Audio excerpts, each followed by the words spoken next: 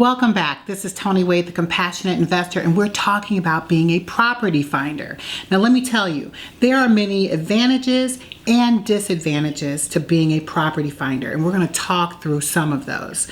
First of all, let's talk about some of the advantages, because there's so many advantages to being a property finder. Because as I mentioned before, we are in a market right now that desperately needs inventory. So you couldn't come in at a better opportunity than something that we need. And remember, when there is a need and you can meet that need, you can grow tremendously. So being able to come into a market where it's much needed to have more property and inventory, you definitely are needed.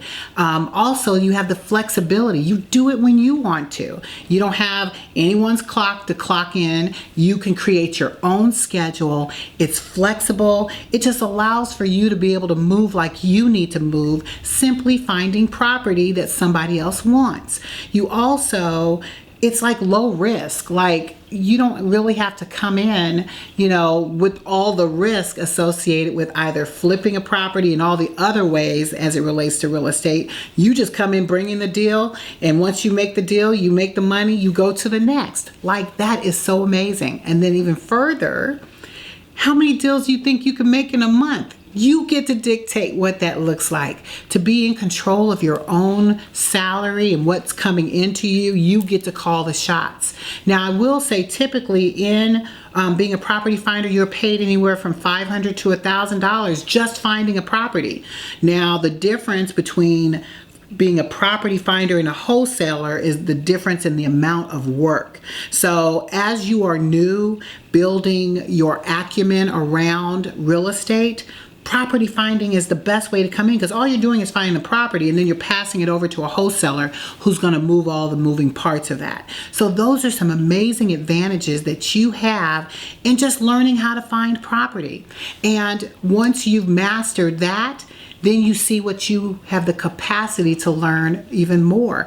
Let's say you get into that and you're like, gosh, I'm really good at that. And now your acumen starts getting good. And now, you might work with a wholesaler who might train you in some of the skill sets related to his work. And then next thing you know, you're bigger than a property finder. You now can become a wholesaler, which gives you even more money. And I'll just say, as a wholesaler, when you're looking at the difference between what you can earn, your commission as a wholesaler compared to a property finder is almost 10 times. So you could make anywhere from $5,000 to $10,000 to $20,000. I think I've made as much as, I've made a lot in wholesaling. I'm just saying, I think the highest I've made in wholesaling had to be maybe like 100,000. Like, these are numbers that are real if you can structure a deal well. But you coming in new as a property finder, you don't know what you don't know yet. So just learn how to do the basics. You'll be happy making $500 on a deal, wouldn't you? That's money you didn't have before. So as you build your acumen, those are the advantages that you have coming into this. But some disadvantages, because you have to look at it. There are some disadvantages to coming in as a property finder. I think one of the biggest ones is you have to make sure you get paid. And if I've heard more times than I can care to say that a wholesaler, let's say you gave a deal to a wholesaler, you were supposed to make $1,000, how are you going to hold him to making sure he pays you? Because you can't. Why? Because you technically are not supposed to be getting paid a finder's fee for doing real estate. There are some states that have guidelines that prevent you from getting paid by passing on a deal. So you have to know what your requirements are in your specific state as it relates to finder's fees, because that is definitely, that'll dictate like what you make. But your job is to make sure you get paid. And right now there's nothing, you need to make sure you at least get a legally binding contract created between you and that wholesaler. And then once that wholesaler's on board and you know what title company they're closing at, you make sure that bill gets to that title company so you make sure you get paid. But that is a disadvantage if you didn't structure that well. And that is the biggest one, because you ultimately want to make sure you get paid. Another thing that is a disadvantage, you don't have a lot of acumen. You don't understand everything you need to know about real estate yet. yet. So that can be a hindrance getting into this game and still learning it, even though you're just now building.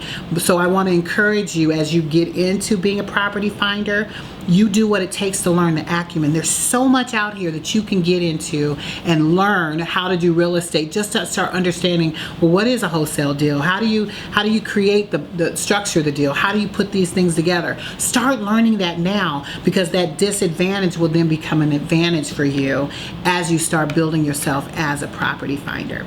Another point that I will make, which I stressed before, but I want to continue to reiterate as a disadvantage, you're not getting paid that much.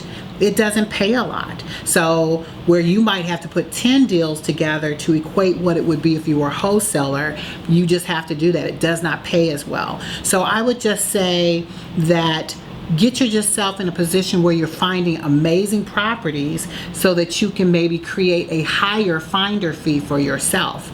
I have seen where there are some property finders who charge more. Let's say $2,500. I think I've seen as high as a $2,500 finder's fee. It depends on your state, as I said before, but that finder's fee you can dictate to the highest level because you have a hot deal. So I would encourage you, as you are getting into this arena and you're finding properties, don't go to properties that nobody wants.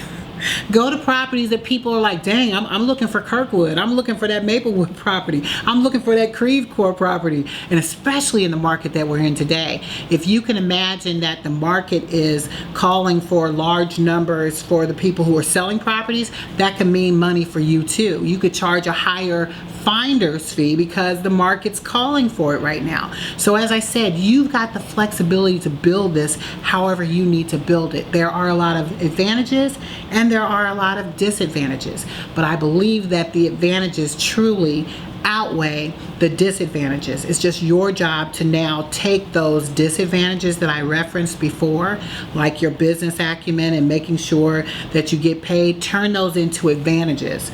And by taking on the recommendations that I gave on how to shift that. So making sure you understand how to get something binding with that wholesaler that you're sending a deal to.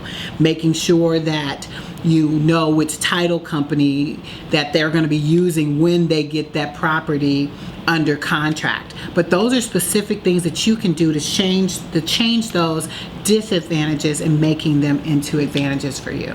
I know that was a lot of information. I hope that you were able to take some great nuggets. And next we're going to be talking specifically about how you can find properties and locate them, as well as locating the owners. And I look forward to getting your comments, and we'll be back in just a moment.